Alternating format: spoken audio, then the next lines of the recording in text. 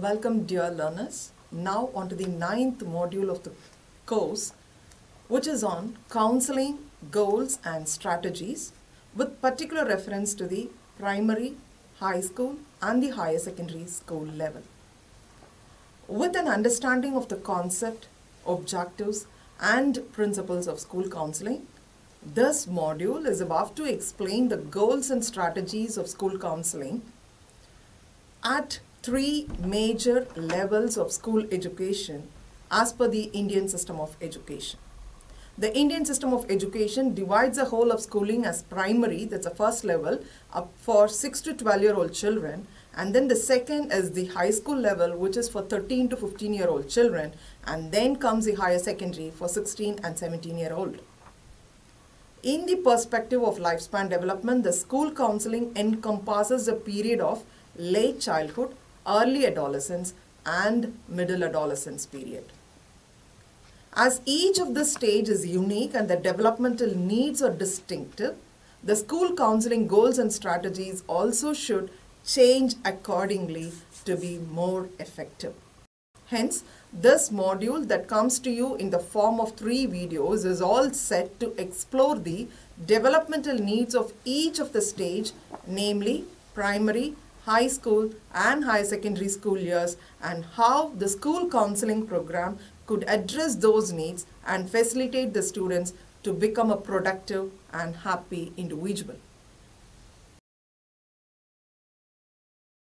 At the end of this video, you will be able to understand the unique characteristics of children in their late childhood years, realize the distinctive developmental needs of students of primary school aged children, gain insights into how a primary school counseling program can be devised based on the specific developmental needs, and comprehend the role of primary school counselors at every stage of counseling.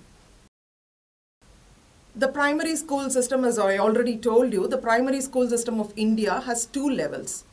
One is the lower primary and the second is upper primary. Lower primary is for the children of 6 to 10-year-old children, 10-year-old, and then the lower primary school has got 5 standards, that is class 1 to class 5. And the upper primary school is for the 11 and 12-year-old children. And it has got only 2 standards, namely class 6 and class 7.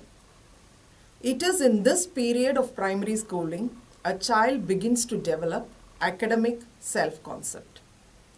In the psychological front, a child develops confidence and competence as a learner. He or she develops key life skills, namely decision making, problem solving, and most importantly, communication skills. It is at this stage that the child starts to show their acquired character and learn values that can guide them. Upon all, a child of this age begins to acquire attitude towards himself, peers, school, family, and his society. As proposed by Erikson, the lifespan at the primary school years focus at the central developmental task called industry versus inferiority. The prime danger to development in this stage is inferiority, which is nothing but a sense of inadequacy. And this results from not being recognized for the efforts made by the individual. The psychological needs of love and esteem, along with physiological and safety needs, has to be provided by a dependable and stable environment. In other words, primary school years is the interaction between industry or competence of the child and the capacity of the environment that is being provided in terms of love and esteem needs. As children of primary school age spend 1/3 of their waking hours in the school, and as they are in the formative period, the school environment is set to determine their overall growth and well-being. Hence, the school environment becomes a major ecological system of a primary school child with 3 subsystems embedded within it. The systems are opportunity structure, support structure, and reward structure. Let us see each one in detail. Opportunity structure is nothing but the set of tasks or situations or problems which are referred as opportunities through which the child learns to do things and be competent with needed control. Few examples are puzzles, arithmetic problems, etc. that is posed for the child. And now what is support structure? It is a second subsystem of the classroom environment. This structure is very specific to resources available for the child to cope up with stress. The resources are either a relationship or affective structure or cognitive structure. The relationship factors are the factors that provide warmth, empathy, and acceptance. The cognitive factor is the ability for the child to understand, label, and predict stress determinants. Then on to the third structure, the reward structure. It is a third subsystem and that determines the motivational level of the child as it bridges the effort put and the need satisfaction for the effort. By realizing the importance of the school ecosystem and its subsystems for a primary school child, the next question of how to provide a dependable, secured and stable environment need to be explored.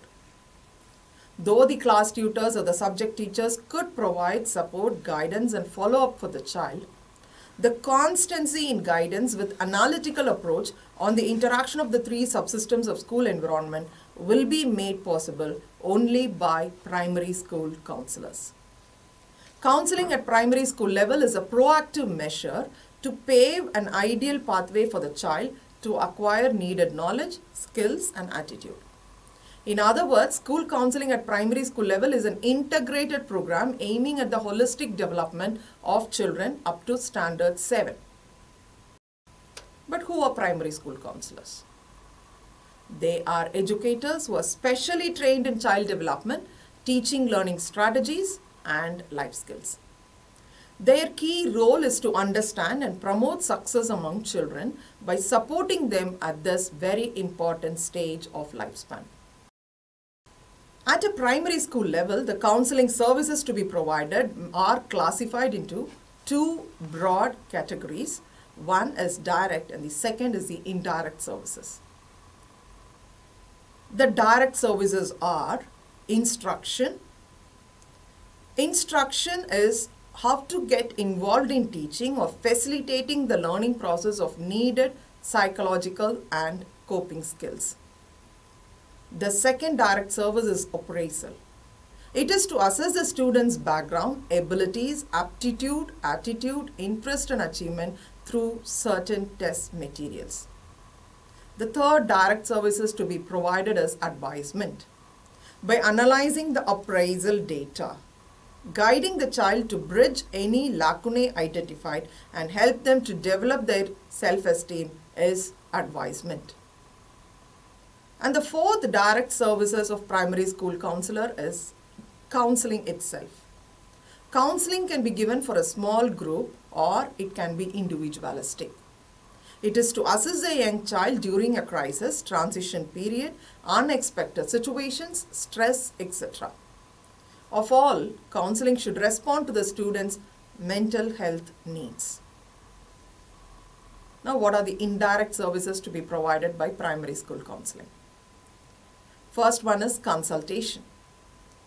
To support student achievement and holistic development and to share appropriate strategies with class tutors, subject teachers to school administrators and parents becomes the role of counselor in indirect counseling. The second is collaboration. The counselors should try to scaffold the child's development by working together with class tutors, subject teachers, school administrators, parents, and significant others of the child. The third most important indirect service is what we call it as referrals. In case of any additional assistance or information needed in promoting the child's development, referral services has to be provided. Now let us look into the process of counseling primary school children. It's a 4-step process. First step is to identify the student needs. The counselor should focus on the developmental needs of children as a whole and recognize the individualistic needs in particular. The second step is to develop a counseling program. Consult with the school administrator and develop a counseling program by addressing the academic, socio-emotional and personal needs of the child. The program thus developed should be in accordance with the school's academic, attendance and discipline data. The third step in primary school counseling is delivery of service. The delivery method of the program that has been developed should be carefully monitored as different children learn in different ways. Provide education, prevention, early identification and intervention aiming at wholesome development of children. The last process is nothing but the evaluation. A periodic evaluation of the developed program should be carried out to detect any gaps and to map the goal with the outcome of the program. When I say outcome, what are the expected outcomes of counseling children at this level?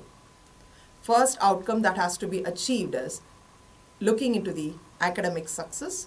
Second is to develop the social and emotional skills of these children and to make these children feel confident and competent enough. Hope this video would give you an understanding of the developmental needs of a primary school age child, the need, the role and the responsibilities of a counselor as well as the process of counseling at this stage. The next video will deal with the high school counseling.